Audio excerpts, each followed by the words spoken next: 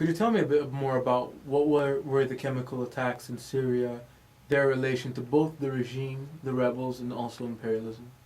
It is very important to emphasize not only where the chemical attacks were used to counter the argument that the rebels themselves has gassed their social base to death, but also when they were used. The chemical attack happened on the 21st of August 2013, precisely when the military balance on the ground was in favor of the rebels and not Assad's regime's army.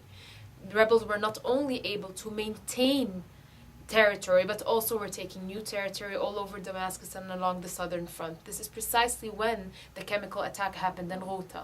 And also it was not only a chemical attack, but before and after, the regime continued bombarding with what the international community now calls conventional weapons. And how does this relate to imperialism? This is very important to mention that, first of all, it's not the first time that chemical weapons have attacked. So Obama's so-called red line, the red line that Obama drew early in 2012 with regards to the usage of chemical weapons against the civilian population, was crossed several times by Bashar al-Assad's forces. This is very important to mention. The other thing that is important to mention is the rhetoric of the chemical attack and its link to threats of a potential military strike by the United States against the Syrian regime. The United States of America is emphasizing in its rhetoric that this is in no way a military strike to topple the Syrian regime in its entirety, but rather is a punitive strike, particularly because Bashar al-Assad seemed to have crossed a red line. This dynamic, the dynamic of this discourse, is absolutely and totally detached from the dynamic of the revolution. Not once has Obama mentioned that this is in favor of the revolutionary force. In fact, military generals in the United States, such as Dempsey, have mentioned that they have no partners on the ground, and accordingly, a big military intervention would not be in the United States of America's favor.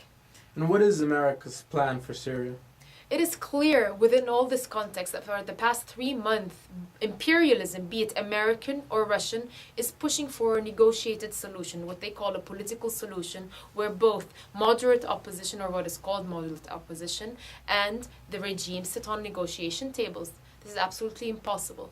The Americans, we've been demanding arms to the rebels for the past 2 years and a half. Had the Americans wanted to be truly on the side of the rebels and of the revolutionaries, they could have simply sent lethal, strong armaments to the to the armed rebels on the ground, to the Free Syrian Army, but they have not. The Americans are pushing for a negotiated solution whereby the regime would not fall in its entirety, and instead you would have a cosmetic change such as the one that we've had in Yemen, where the regime in its structure would be strongly maintained and some cosmetic changes to its heads or its leadership. And what do the rebels need to advance and win? The revolutionary rebels, particularly right now, need arms. We need lethal weapons in order to advance and topple our own government by our own revolutionary force. We do not need the help. We do not want Obama's bombs. We want bombs of our own. We want anti-tanks of our own. We want anti-air missiles of our own. This is precisely what the demand of the rebels has been 2 years ago, and it remains.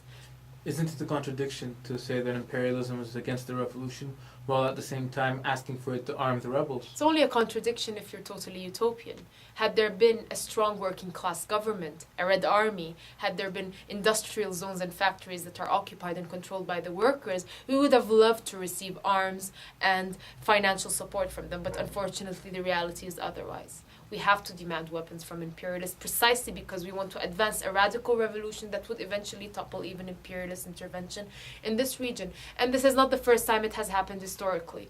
In the most historical of revolutions, especially the Spanish Revolution of '36, Spanish revolutionaries have called from British and French imperialism to support them with regards to